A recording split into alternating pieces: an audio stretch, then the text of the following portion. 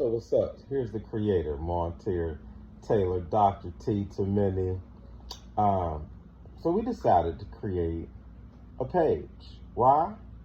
Me and my bros and some ladies, we sit around every single day and chop it up about sports and current events. Now, I'm from the Bird, home of the Pittsburgh Steelers, and to be quite frank, they're doing a lot of weird stuff, but it might work out. If you're a fan of the Steelers, the last 10 years has been weird. Ever since that Tim Tebow loss, it's been going real left. It's real janky. So this year, I guess the powers that be, Mr. Rooney said, shake it up, shake it up. So they're doing things like they've never done before. Aaron Rodgers, yay or nay? I'm a nayer. I don't think it's going to go well at all. He's pretty much an ass. He's already said this is last year. He hasn't really listened to anybody in about 6-7 years, so he damn sure ain't going to listen this year. I just think it's going to be real zesty in that huddle. Then you got Metcalf. The Steelers got rid of a young hothead to get an old hothead, and then gave the old hothead the bag. And you gave him a quarterback who can throw the rock, but who ain't going to be letting a wide receiver out there standing him up. So then you get rid of probably the most steady piece on the team, your running back, and Harris. Now, was Harris going to break off a 70-yarder and hit every hole he should hit that was clearly there? No. But was he going to be steady? Was he going to run hard? Was he going to hit the hole hard? The one he chose anyway. Was he going to be steady? Was he going to produce? And every once in a while, he'd have a monster game. You got rid of him for Jaylen Warren, who's cool as a backup. Is he a starter? I don't know. But then you bring in the little running back from Philadelphia. So that's another little dude. And you added a rookie to that. Combined with a new left tackle, I think Broderick Jones is a bust.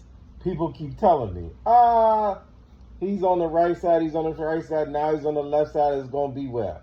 Okay, but he doesn't give multiple efforts, and he was not dominant like we thought he would be in the run game. That's what me giving him a pass in the passing or blocking in the passing game the first 2 years. But now you got left tackle with a whole new running back room and a 41-year-old quarterback who don't have the wheels he used to have.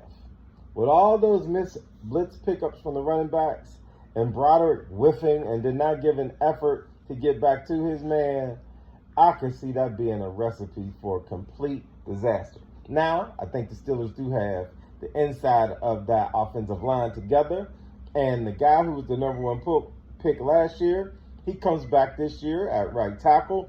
So there's a chance, Broderick, for that line to really be solid. But I think it's up to Broderick Jones. Now, Freiermuth, you let the little dude from Cincinnati tackle you twice on short yardage plays, and you couldn't fall for a half an inch. So I'm off of Freiermuth. I was on him for the first couple of years, but he ain't that. So I like the fact that they were able to get Jonnu Smith in the trade. And then you got the little speedster Austin in the slot. We still need to see what the rookie from last year at Wideout does. The Steelers seem high on him, but I ain't high or low. I haven't seen him play. What we do know in this world, a lot of players that were good on Saturdays are not good on Sundays. So we will see. This is a totally revamped offense. Arthur Smith, what you gonna do? Now, defensive side of the ball. If they don't sign TJ, and I am on record with my bros, trading now. He's about to be 31. Last year was his least impactful season, and the brother's always hurt. But the Steelers probably ain't going to do that. So you got to sign him. Now, with TJ in the fold, with all these linebackers, edge rushers that we have, and we got some edge rushers, if y'all can figure out who the rotation will be for the defensive line, because you can't bank on Cam Hayward just being great every single year. Eventually, at this age of 35 plus, When it goes bad swiftly.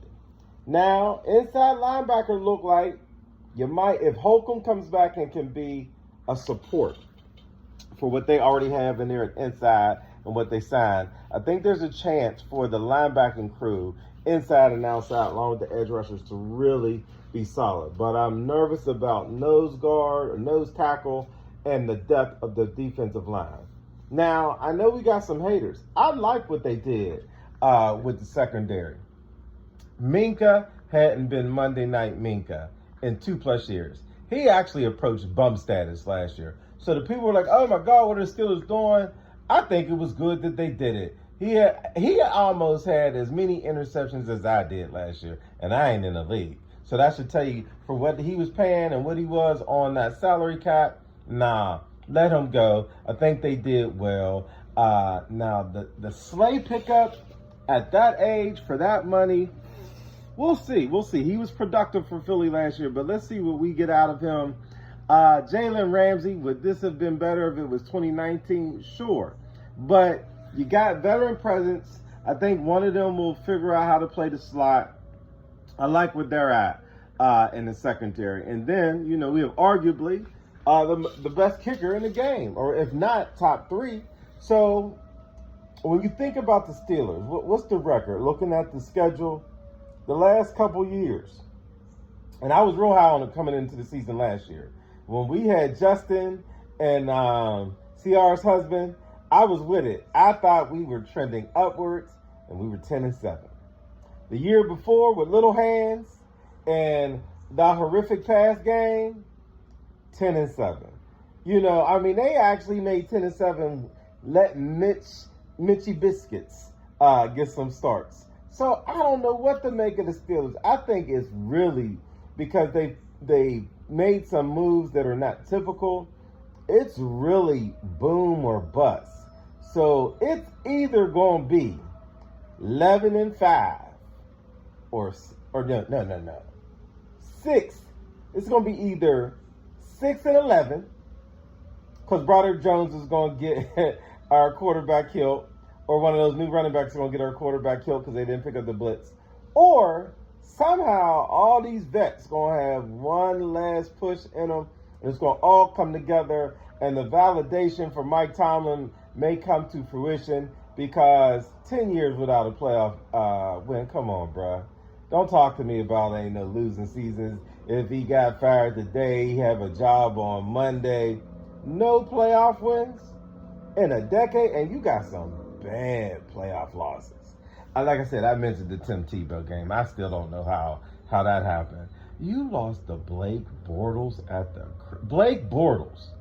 He who beat you twice that year, which arguably was our best season, 2017. Still was supposed to, at minimum, make the AFC chip, let alone many thought that they had the best roster. That's sad. What's your team? What you feeling? Is you on these Steelers? Is you off these Steelers? I think it'll be an interesting season from the regard of they did things greatly different. Now, switching gears, I know it's not the NBA season, but there's been a lot of shaking and baking. I'm a New York Knicks fan.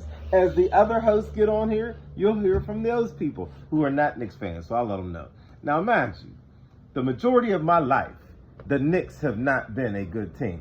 But we've had some good years here and there, and now we are a good team. I think we are in position to truly be in the NBA chip this June. The only thing I don't like Hart starting. I think he should come off the bench. I think we need a 3-and-D guy who just plays D at the 4 spot, isn't looking for shots. I think Hart's much more effective coming off the bench. When he's out there too much, he gets exposed offensively. So I'm a Knicks fan. I'm interested as we really get this page popping and hear where you're at. But I'm Knicks. Bing, bong. Do you hear me? Bing, bong. Let's go. But that talk will come right around Halloween. But I want to hear from them sorry Sixers fans. I want to hear from them delusional Lakers fans. I want to hear from them bandwagon jumping on. Now they probably about to jump off Boston Celtics fans. I want to hear from the 2, maybe 3 Cleveland Cavaliers. None of us believed that was going to go anywhere last year. There was zero faith here. Where did all those Team Heat fans? Yeah, y'all left with LeBron talking about you been a Miami Heat fans. Get out of here. You don't even know who Alonzo Mourning is. Out west, the West is tight. I like what the Denver Nuggets did. They got that bench together. OKC's OKC, and they young and they seem to like and dig each other. I think they're only going to grow together. Houston Rockets, you have my attention. You have my attention. But the team to pay attention to, maybe not for this year as far as the chip, but the management seems to have a plan in place, and I like what they did even yesterday. Remember this name, Utah Jazz. Not sexy, not cute, not a lot of fans out there, at least that I know of. Utah Jazz. If I was to call it right now, I'm going to go out on a limb and say the Houston Rockets meet the New York Knicks in the NBA chip. I know a lot of y'all going to be like, man, I got here. I'm telling you, Knicks is going to beat it. It's just a matter of who they're going to see. So then, we're going to talk Penguins. We know a little bit about the Penguins. Man, for the first time ever in life, we suck. But let's see what we do. And then, we got our Pittsburgh Pirates. Yeah, I'm talking Pittsburgh stuff because I'm from Pittsburgh, but we don't want to limit this page to just Pittsburgh. How you going to have the best pitching in the league and the worst hitting in the league at the same time? Sad mother flickies. It don't make no sense how long they've been sad. But I am one who feels they deserve to be sad. You know why? They had Superman. You know who Superman was? Barry Bonds. And they didn't want to give Barry Bonds $3 million a year. But you going to sign Andy Van Slyke and Jay Bell and Mike LaValliere. Everybody that didn't matter without Barry Bonds. You signed him or you didn't sign him. So they've been cursed ever since. Now, Cut saved them for a couple years, but we blew it during the Bucktober run, and we ain't been anything since about 2015-16. So I'm a Pirates owner, hater. I don't hate the Pirates, but I hate that owner. Best pitching in the league, worst hitting in the league. That's hard to do. So as we get this page popping, you will see a few of my bros on here. And we're going to give it to y'all like, we give it to each other, when we in the dungeon or the man cave or wherever. Everybody got a lot of strong opinions. So let's make this page grow. Talk to you soon. Dr. T, I'm out.